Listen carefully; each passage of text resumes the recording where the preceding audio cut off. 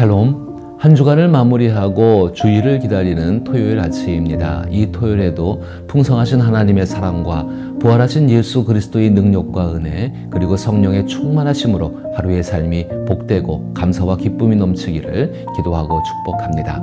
함께 읽고 묵상할 말씀은 갈라디아서 4장 1절로부터 7절 말씀입니다. 제가 읽어봅니다.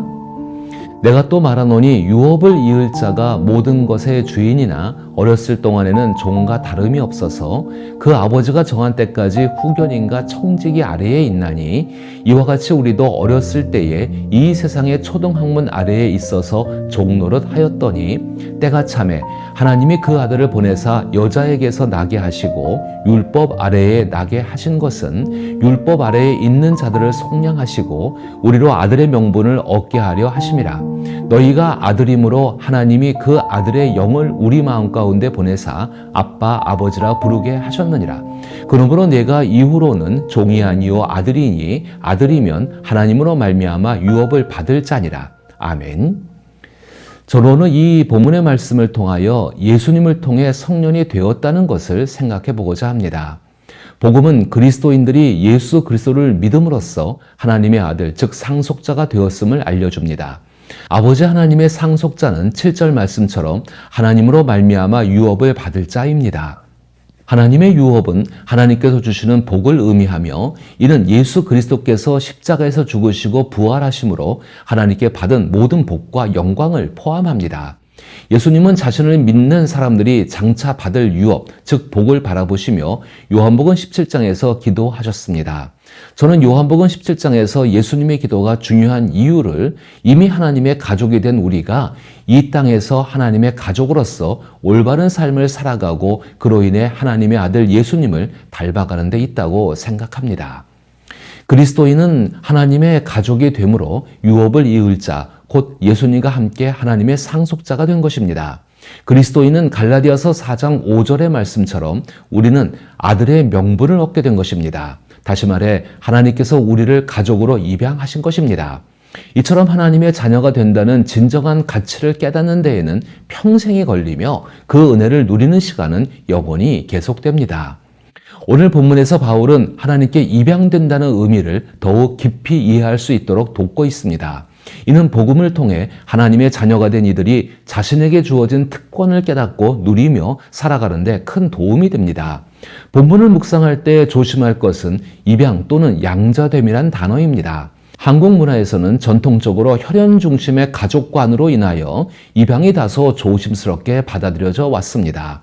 최근에는 인식이 점차 개선되고 있지만 여전히 복합적인 감정과 사회적 편견이 공존하는 단어이기도 합니다. 그러나 조심할 것은 이 본문을 묵상할 때는 우리 사회와 문화가 가진 이러한 불편한 시각에 얽매이지 말고 입양과 양자됨이 지닌 진정한 영적 의미에 집중해야 한다는 것입니다. 바울은 하나님의 가족으로서 자녀, 즉 아들의 신분을 설명하기 위해 큰 재산을 상속받은 어린아이의 비유를 사용합니다. 그리고 우리가 예수 그리스도를 통해 얻은 하나님의 자녀라는 법적 지위를 이야기합니다. 이는 자유인으로서 성년에 이르는 과정과 같습니다. 또한 6절과 7절에서는 우리가 실제로 하나님의 자녀로서 누리는 삶이 성령에 의해 이루어진다는 점을 강조합니다. 이는 성년의 권리를 누리는 법과도 같습니다. 저는 이런 본문에 대해 오늘은 예수님을 통해 성년에 이르는 법에 대해 살펴보고 다음 주 월요일 아침 영상에서는 성령님에 의해 성년의 삶을 누리는 방법에 대해 함께 생각해 보고자 합니다. 이렇게 하는 것은 사순절 마지막 2주간 동안 예수님의 십자가와 부활 그리고 성령님의 오심을 깊이 이해하는 데 큰 도움이 될 수 있기 때문입니다.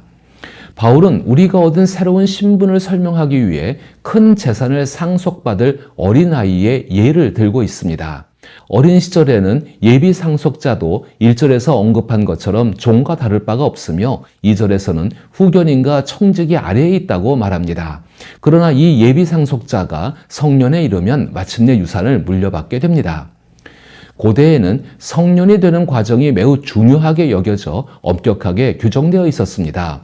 예를 들어 로마에서는 상속받은 자녀가 14세가 될 때까지는 후견인의 보호를 받으며 25세가 될 때까지는 일정 부분 청지기의 통제를 받았습니다. 자신의 재산에 대한 독립적인 권한은 이 나이가 지나야 비로소 행사할 수 있었습니다. 그래서 이 어린아이의 비유는 예수 그리스도가 오시기 전에 모든 인류의 상태를 나타낸다고 할 수 있습니다. 이 같은 맥락에서 1절에서 언급된 종과 다름이 없다는 표현은 우리의 영적 삶에 세 가지 차원에서 적용된다고 생각합니다.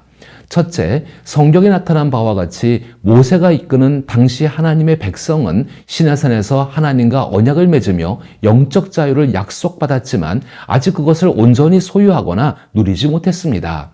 소수의 예외를 제외하면 모세 언약 아래 있던 사람들은 약속과 친밀감과 자유를 실제로 경험하지 못했으며 이는 용서의 방법과 확신이 불분명하고 막연했기 때문입니다.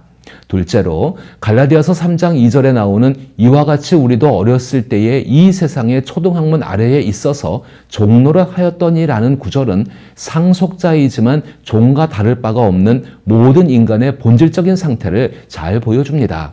종과 다름 없다는 표현은 모든 사람이 처한 영적 현실을 생생하게 그려내는 초상화와 같습니다. 갈라디아 교인들 대부분은 유대인이 아니었기에 하나님께서 아브라함이나 모세를 통해 맺으신 약속의 대상이 아니었습니다. 따라서 바울이 말하는 것은 그리스도께서 오시기 전이나 오신 후에도 예수께 나오기 전 모든 인간이 영적으로 종 노릇하는 상태에 있다는 뜻입니다. 사실 우리도 갈라디아 교인들과 다를 바 없습니다. 누군가가 어떤 기준에 맞추어 살기 위해 필사적으로 애쓴다면 우리는 어떤 면에서 율법 아래에 있는 것입니다. 즉 종과 다를 바 없는 상태인 셈입니다. 그래서 우리는 불안하고 무거운 짐에 눌려 있습니다. 하나님과의 관계는 멀거나 아예 단절된 상태입니다. 마지막 세 번째에서 바울은 큰 재산을 상속받을 어린 아이를 통해 그리스도인이 구원의 자유와 기쁨을 온전히 누리지 못하고 부분적으로만 경험할 수 있음을 보여줍니다. 그리스도인은 하나님께 입양된 자녀임에도 불구하고 여전히 하루하루를 종처럼 살아갈 수 있다는 뜻입니다. 우리는 복음 안에서 풍성한 삶을 누리며 하나님의 자녀로서 아무런 제약 없이 아버지께 직접 나갈 수 있습니다. 그럼에도 불구하고 자신의 노력과 도덕적 공로 혹은 선행이나 자신의 처지에 의존하여 하나님 아버지와의 관계를 회복하려 애쓰는 모습을 보입니다. 이는 이미 받은 선물을 다시 상대에게 돌려주고 그것을 다시 얻으려 발버둥 치는 것과 같습니다. 그래서 바울이 말하는 종 노릇은 우리의 본래 상태를 의미합니다. 그러나 이제 바울은 사람이 성년에 이르는 과정과 성년의 삶을 누리는 방법을 차례로 설명합니다.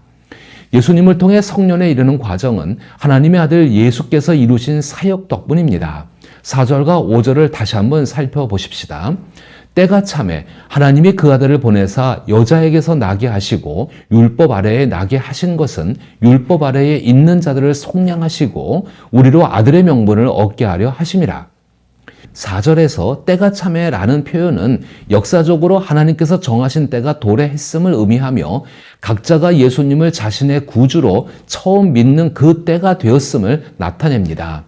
하나님께서 그 아들을 보내셔서 이 아들이 우리를 성년의 단계에 이르게 하시는 것입니다. 그렇다면 하나님께서 이 일을 어떻게 이루시는지 5절을 통해 살펴볼 수 있습니다.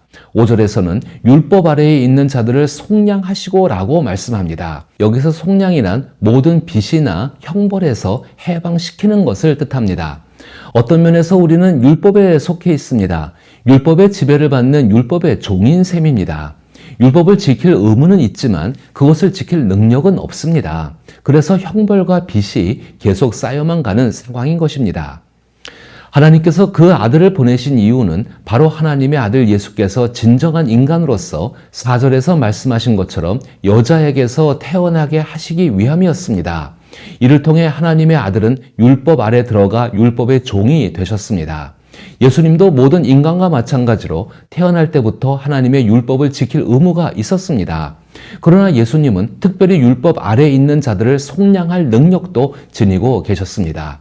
속량하다는 표현은 노예의 적정한 값을 치러 주인으로부터 해방시키는 것을 의미합니다. 여기서 노예의 주인은 바로 율법입니다.